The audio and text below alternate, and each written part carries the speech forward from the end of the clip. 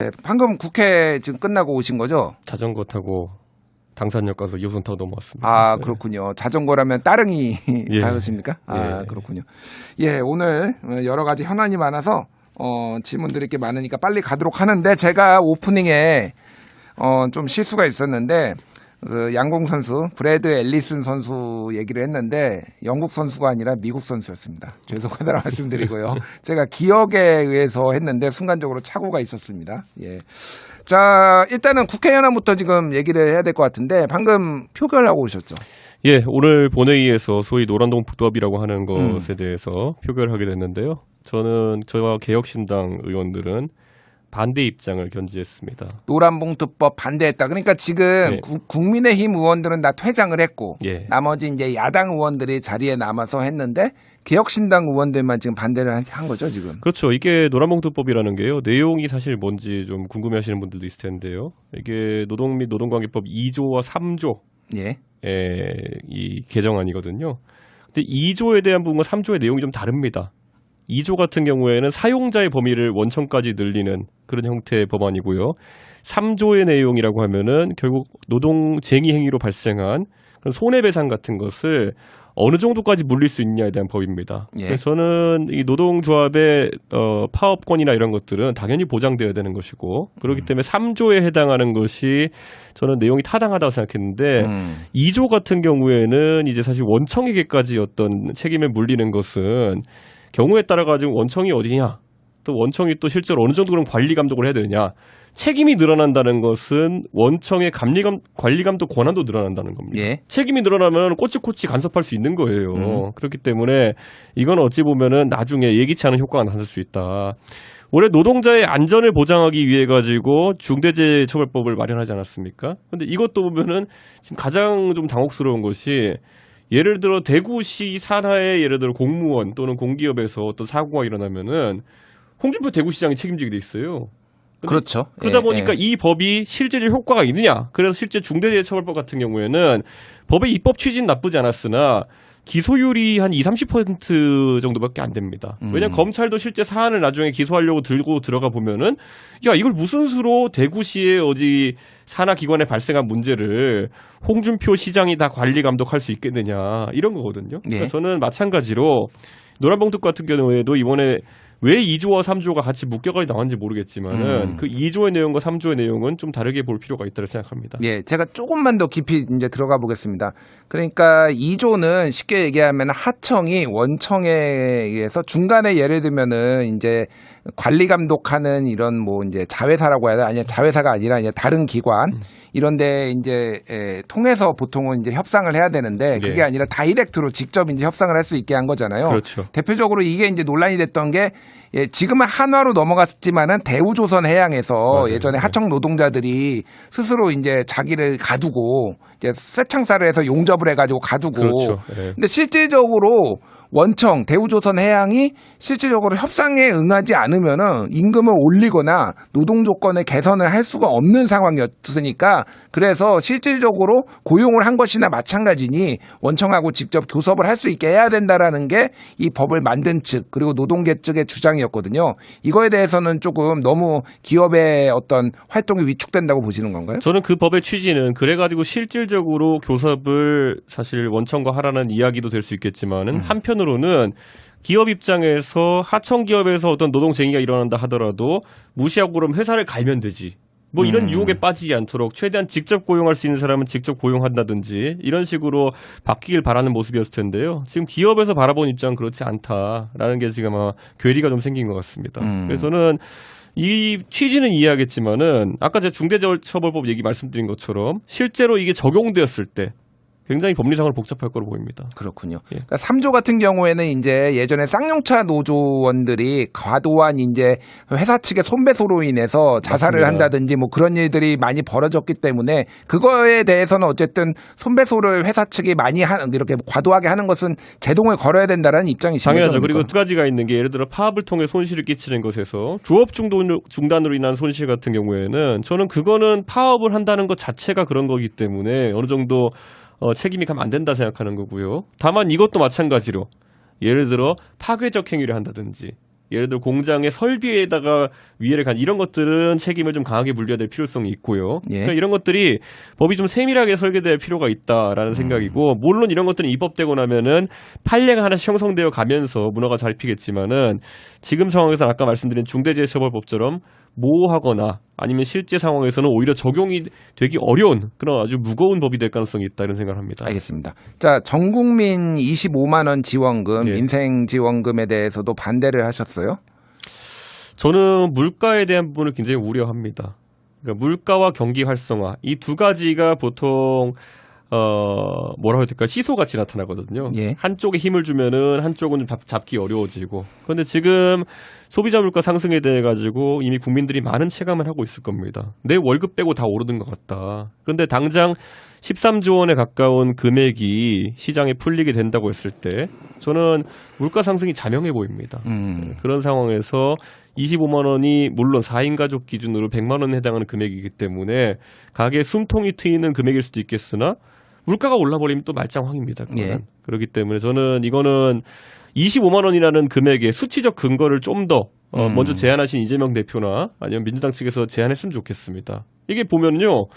25 곱하기 4 하면 4인 가족당 100만 원이라는 수치적 그런 어떤 딱 맞아 떨어짐 이외의 근거를 모르겠어요. 더하면 13조 원이 되는데 그럼 13조 원이 어디서 재원 마련이 되느냐. 예. 이런 것들도 명확하지 않고 우리가 윤석열 대통령께서 사실 3,000명의 현행 의대생들을 2,000명 늘려가지고 5,000명까지 늘리겠다. 60% 늘리는 굉장한 결정이거든요. 그럼 예. 적어도 이 수치적 근거가 어디서 나오는지 설명을 해주셔야 되는데 그게 아니었어요. 그냥 2,000이라는 듣기 좋은 숫자 하나 던진 다음에 지금 의료계가 혼란에 빠진 거거든요. 마찬가지로 25만 원이라는 금액도 사후적으로 끼워 맞추지 말고 왜 25만 원이냐를 좀 민주당에서 체계적으로 설명하면은 개혁신당도 좀 바라볼 텐데 이건 뭐 총선 구호로 시작해가지고 그냥 아직까지 구호 상태로 남아있는 상태다 이렇게 봅니다. 자, 그러면은 제가 이제 반론성 질문을 예. 드리자면은 작년에 이제 정부에서 지방에 줘야 될 지방 교부금과 이제 교육교부금을 합쳐가지고 한 29조 원 정도가 지금 지급이 안 됐어요. 이건 이제 아예 불법이다라고 해가지고 이제 권한쟁의 심판까지 지금 들어간 상황인데 그만큼 지역 경제가 조금 위축돼 있다. 그러니까 지금 민주당에서는 이거를 지역 화폐로 줘가지고 지역 경제를 지금 살리겠다. 그만큼 또 통화량도 지금 줄어들었다. 이런 얘기를 하고 있는데 이거에 대해서는 어떻게 보십니까? 그만큼 지금 재정에 대한 압박이 크다라는 거겠죠. 지금 각자 이제 저도 이제 경기 남부나 이런데 제가 지역 활동하다 보면은 굉장히 도시가 급속도로 발달하기 때문에 도로를 깔자, 철도를 깔자 이런 것들 SOC 예산도 많이 필요하다 이런 얘기 나오는데 실제로 이번 총선도 있었는데 중앙정부 입장에서도 그러면은 다 깔아드리겠습니다 하고 실제로 다 착공했으면은 총선 결과가 지금보다 조금 나았을지도 모르겠습니다. 예. 그런데 어쨌든 재정이 총선을 앞두고도 그 정도의 선심성 예산도 쓰지 못할 정도로 지금 재정이 빡빡하기 때문에 그런 부분은 민주당도 이런 겁니다. 최근에 이재명 대표 같은 경우에 여러 가지 사안에 대해 가지고 이재명이 달라졌네라고 보일 법한 부분이 좀 있었습니다. 그런데 이런 재정이나 이런 부분에서도 이재명 대표가 조금은 미래 세대를 고민하는 모습을 보여준다 그러면은 저만 해도 그런 모습은 칭찬에 맞지 않겠습니다. 근데 이재명 대표는 저희가 잘 알다시피 돈 잘 쓰는 거로 유명한 사람입니다. 예. 이게 윤석열 대통령은 사람 잘 잡아 가두는 거로 유명했던 사람이고요.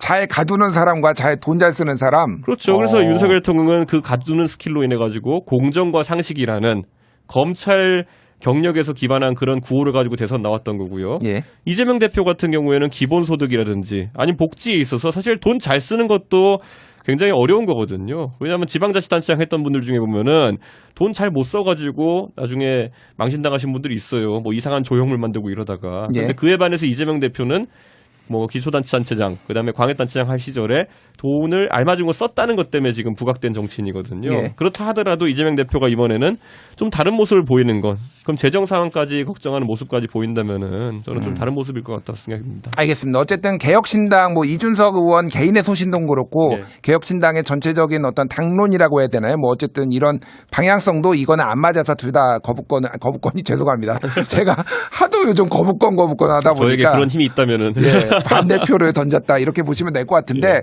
어쨌든 대통령이 제2요구권 거부권을 행사할 것은 지금 자명해 보이는 일이고 제가 이게 좀 그러니까 두 가지를 순차적으로 질문을 드릴 텐데 특히 이제 전국민 25만 원 지원금 같은 경우에는 뭐 대통령이 반대를 할 수 있다라는 여론도 있어요. 그러면은 지금 자영업자들이 특히 굉장히 안 좋고 이를테면 자영업자 연체율이 2022년에 비해서 지금 2년 만에 3배가 뛰었다. 이런 언론 보도도 있을 정도로 뭐 서울의 경우에는 8집 중에 한 집이 폐업을 한다.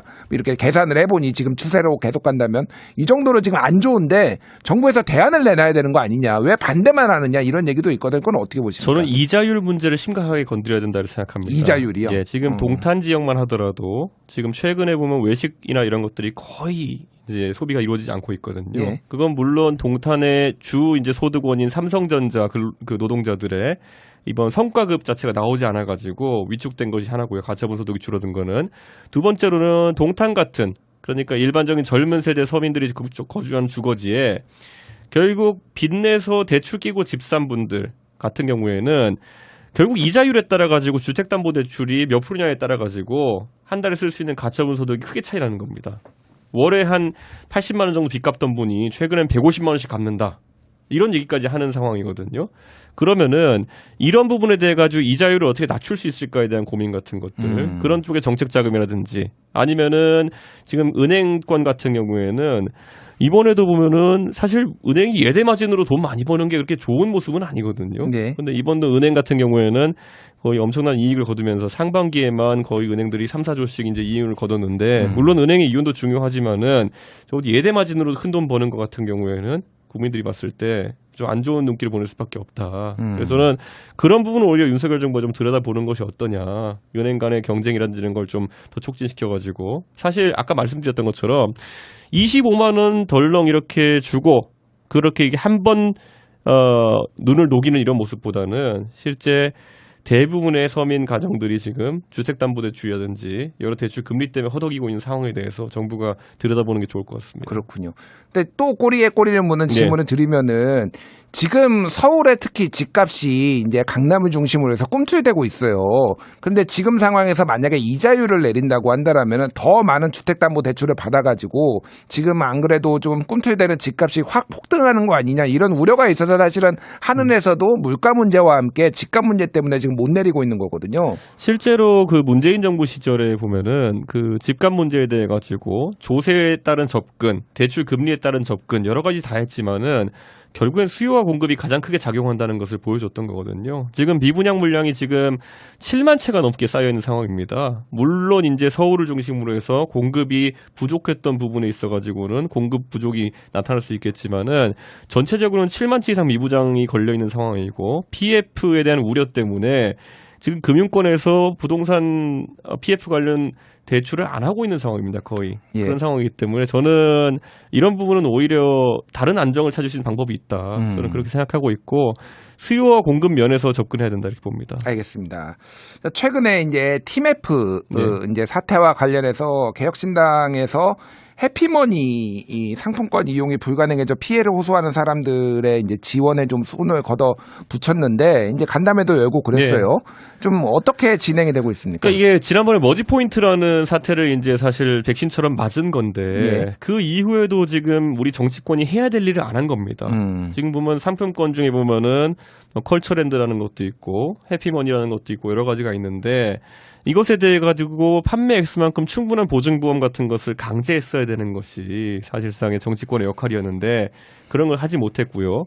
지금 우리가 은행권에서 만약에 어떤 사고가 터지면은 5천만 원까지 이제 보증을 해주지 않습니까 국가에서. 그런 것처럼 유가증권에 해당하는 상품권 같은 경우에도 1인당 보유 액수 한도 같은 것을 둘 필요가 있어 보입니다. 예. 이번에 보면은 참 안타까운 사연인 것이 이 상품권을 통해 가지고 아파트 관리비를 낸다든지 아니면 어떤 뭐 다른 이제 대학교 계약을 대비해 가지고 책 살 돈을 모으던 분이라든지 뭐 이런 안타까운 사연들이 있어요. 그래서 그런 부분도 당연히 굉장히 안타깝게 바라보지만은 가장 큰 문제는 여기에 보면 상품권 교환업을 하던 분들은 몇 억 단위로 물리신 분들이 있습니다.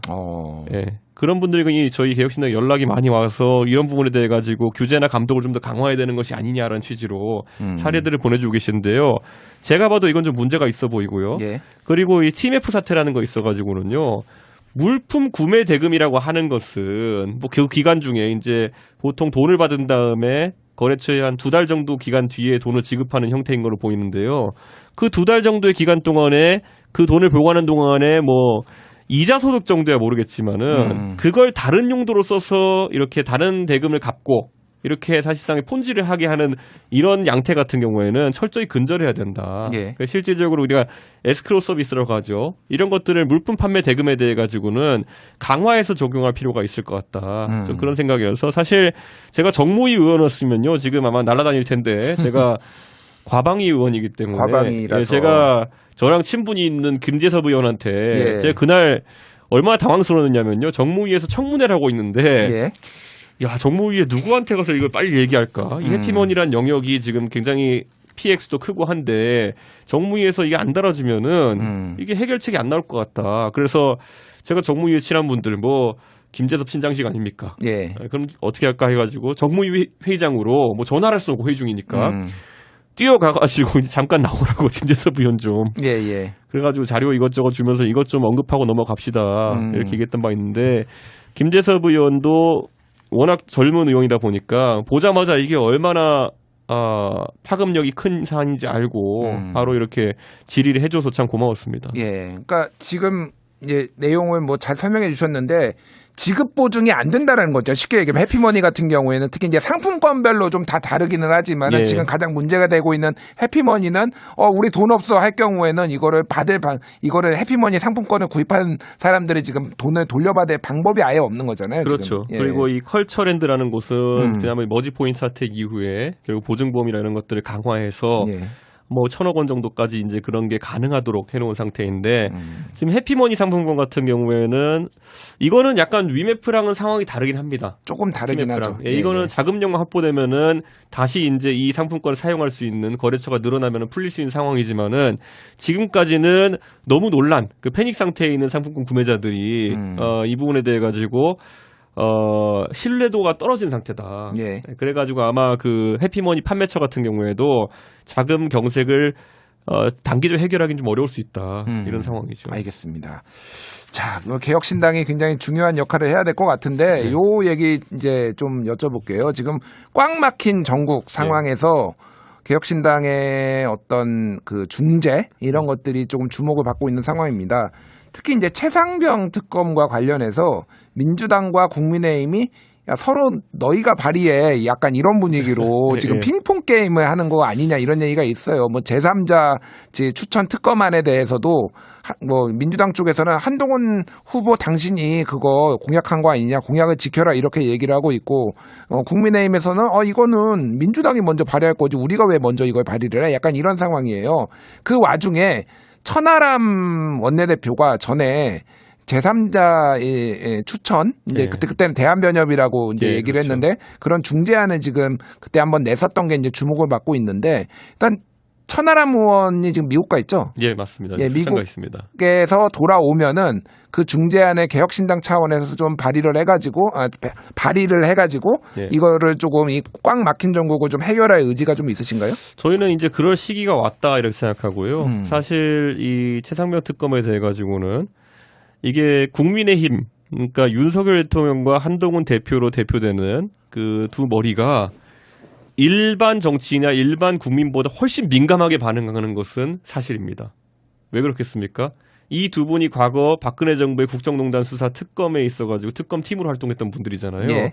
그때 보시면은 우리 특검 수사할 때 보면은 처음에는 최순실 씨의 태블릿 문제에서부터 시작해가지고 뭐 나중에 뭐 국정조사도 있었습니다만은 뭐 고용태 씨 가방 파는 얘기에 갑자기 뭐 또 차은택 씨 껴가지고 뭐 권한 행사하는 그런 부분 거기다 나중에 뭐 최경환 부총리까지 연루된 어떤 뭐 국정원 자금 문제라 그 특활비 문제라든지 뭐 이런 부분까지 껴가지고 굉장히 그냥 살탈탈 털었어요. 그러다 보니까 국민의힘에 있는 그 특검을 해봤던 지도자들 입장에서는 야 이거 특검이란 게 시작되면은 작정하고 정권 무너질 때까지 달리는 거야. 자기들이 했으니까 그러는 거죠. 예. 그렇게 보시는군요. 네, 그렇기 때문에 그 수사 범위에 대한 굉장한 불안감을 가지고 있는 것으로 보입니다. 그렇기 때문에 저는 이 부분에 있어서는 근데 수사 범위를 결정짓는 것은 보통 특검법 명시되어 있는 것도 있고요. 예. 두 번째로는 수사 기간입니다. 이게 아무리 내용이 많아 수사 기간이 짧으면 안 되는데 보통 특검이 한 번 수사 기간을 연장해 주거든요. 예. 그럼 그런 데에 대한 조항 같은 것들도 한번 협상안으로 우리가 다뤄볼 수 있는 겁니다. 그리고 그 독소조항이라고 한동훈 대표 측에서 얘기했던 뭐 브리핑 한다든지 언론 브리핑. 예. 근데 이거는 좀 웃기는 게 맨날 언론 브리핑 했던 게 그 당시에 3차장 했던 한동훈 검사거든요. 예, 그런가요? 예. 왜 이분들은 자기들이 했던 건 안 되고 남이 하면 안 되냐. 그만큼 자기들이 그거를 무기로 썼다는 거죠. 브리핑 하면서 계속 누구 망신 주기 하고, 그 다음에 또 이미 거의 속단한 형태로 수사 결과를 이끌어가고, 언론은 받아쓰고, 이렇게 해가지고, 결과를 사실상 이끌어가는 역할까지 했던 거죠. 예. 그러니까 저는 그런 부분을 지금 독소조항이라는 것은 좀 자기 부정이다. 좀 그런 생각이 들기 때문에, 개혁신당은 이런 거 좀 조목조목 짚어가면서 예. 중재안을 만들어내기 위해 노력할 거고요. 민주당 같은 경우에도 보면은 사실 조국혁신당이 지금 가장 앞서가고 있는 상황 속에서 어디까지를 한도로 그을지를 명확하게 해야 됩니다. 예. 지금 조국혁신당 같은 경우에는 이게 어떤 연유인지 모르겠지만은 이 최상병 특검을 넘어서 가지고 한동훈 특검까지 얘기하고 지금 있는 상황이거든요. 근데 이런 것들을 법야권에서 먼저 정리해 가지고 협상 테이블에 올릴 수 있어야지만 저는 국민의힘도 협상에 임할 수 있다 이런 생각입니다. 알겠습니다. 자, 방통위 얘기 좀 해볼게요. 어쨌든 예. 과방위 위원이니까 예. 지금 이진숙 방통위원장이 탄핵을 당했는데 통과가 됐죠, 탄핵안이. 그런데 사퇴를 안 했어요. 자진 사퇴. 그 전에 이제 3명, 권한대행까지 3명은 다 사퇴를 했는데 왜 이진숙 위원장은 사퇴를 안 했다고 보십니까?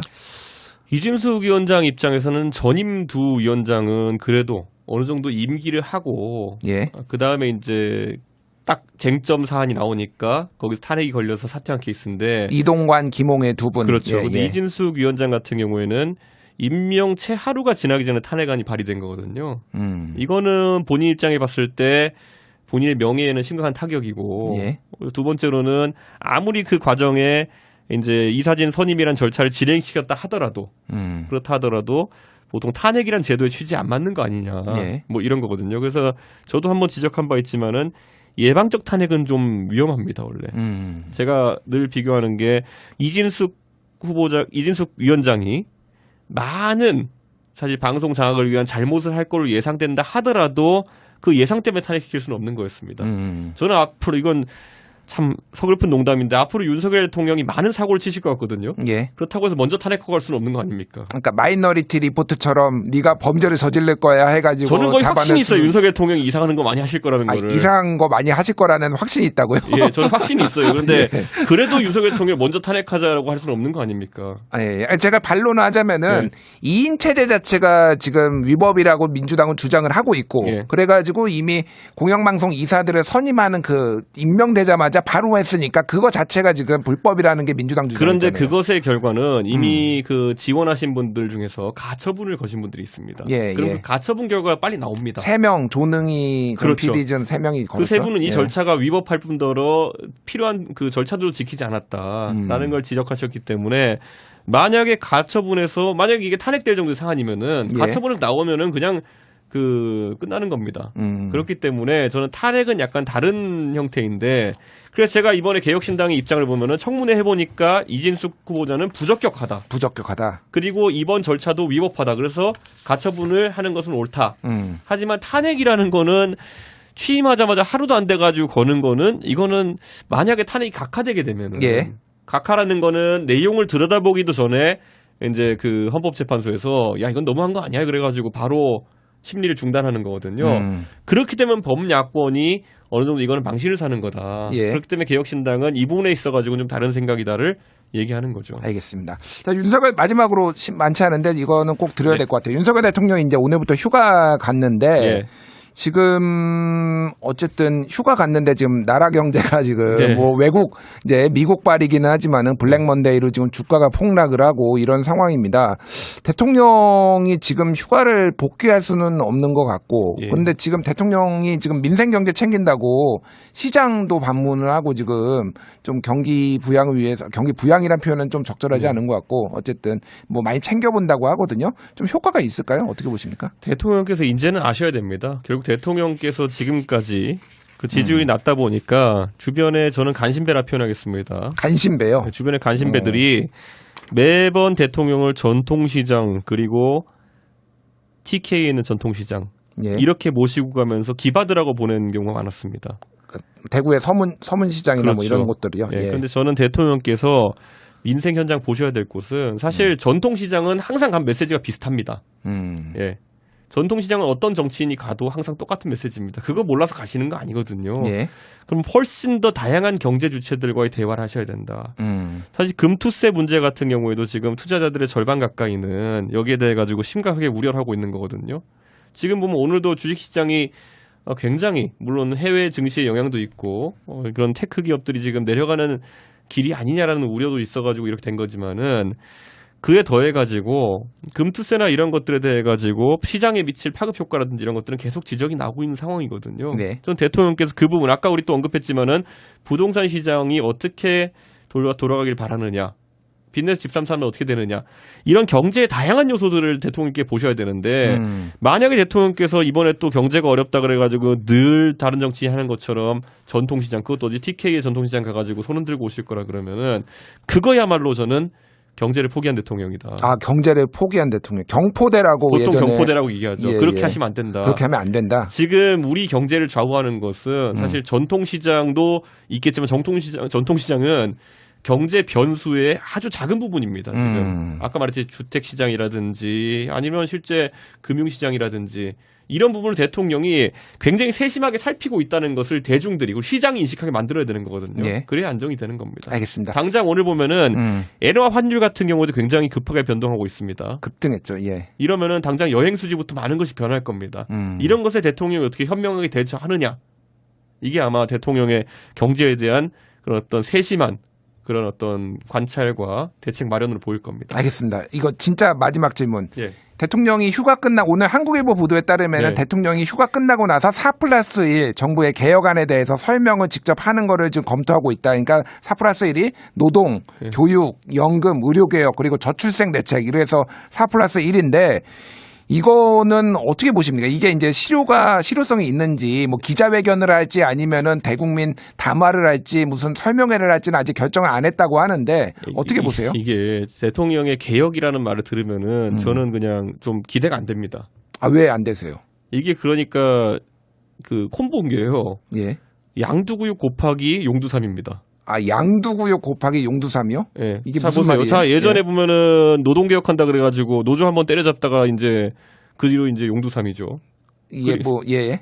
그 다음에 보면은 교육개혁한다 그러다가 그때 뭐 했습니까? 그때 킬러 문항 없앤다고 이런저런 얘기하다가 실제로 그 다음에 출제된 수능에서는 킬러 문항 같은 게 나왔어요 또. 예. 그리고 또 사교육업체 때려잡겠다 해가지고 뭐 현우진 씨 뒤지고 이런 거. 국세청 조사사국이 그런 거 하는 됩니까? 이런 게 저는 기대가 잘 안 됩니다. 아까 저희가 처음 부분에 얘기했듯이 이게 각자 사람이 잘하는 게 있고 또 이게 뭐로 가도 수사로 가는 이런 패턴이기 때문에 예. 이런 게 좀 안타깝습니다. 이번에도 개혁이라고 하시지만은 의료개혁 같은 경우에는 지금 추진하고 있잖아요. 그거 해서 지금 뭐 합니까? 지금 보면 오늘 이제 의료 관련해가 뉴스는 그냥 저도 잘 안 봐요. 그냥 웃긴 대안들만 나와가지고 오늘자 뉴스를 한번 볼까요? 의대를 안 다녀도 진급한 걸 해주겠다. 뭐 이런 게 대안인 거예요, 이제. 이게 무슨 소리입니까? 그러니까 의사고시 지원도 안 하고 그러니까 지금 나오는. 예, 그러니까 의과대학 수업을 안 들어도 우선 진급한 걸 해주겠다. 아니 세상에 이런 게 무슨 원칙과 상식을 내세운 정부의 움직임입니까? 그리고 지금까지 전공의들이 사직한다 해도 사직도 못하게 하고. 네, 저는 뭐 그렇게 이런 교착 상황을 만든 것 자체가 소위 말하는 개혁이라 한다면은. 윤석열 대통령은 이거 처음 시작할 때요. 무슨 예전에 영국의 총리들이 무슨 탄광 노동자랑 이렇게 싸우고 이랬던 거 기억하면서 혼자 그런 전쟁을 시작한지 모르겠지만은 그분들은 적어도 오랜 준비와 그리고 적어도 최종적인 그러면은 모습이 뭐가 될지에 대한 비전을 가지고 시작한 거거든요. 지금 이건 비전도 이상하고 비전이 의대생 2,000명 늘리겠다 이거잖아요. 예. 근데 사실 3,000명 수업하던 의대라는 공간에서 2,000명 더 뽑으면 어떻게 될지는 자명하거든요. 이거 대책도 없어요 지금. 하다못해 의대 실습용 시신도 부족한 상황 속에서 이걸 어떻게 하겠다는 건지. 그러니까 이런 대책 없는 개혁 말이 좋아서 개혁이지. 예. 이게 어떻게 이게 기대가 안 되는 게 참 안타까운 거네요. 예, 오늘 참 인터뷰가 세네요. 기대가 안 된다. 양두구육 용두삼이로 요약이 되지 않을까. 저를 불러서 물어보실 게 아니라요. 예. 국민의힘의 진짜 정책위 의장 이번에 김상훈 의원 계셨던데요. 예. 김상훈 의원님에게 국민의힘이 바라보는 윤석열 정부의 4대 개혁은 어떤가? 이건 1시간짜리 심층 코너로 해봐야 될 것 같은데 알겠습니다. 굉장히 어려운 인터뷰일 겁니다. 그거. 알겠습니다. 제가 꼭 저희가 한번 성사를 시켜보도록 하겠습니다. 예. 지금까지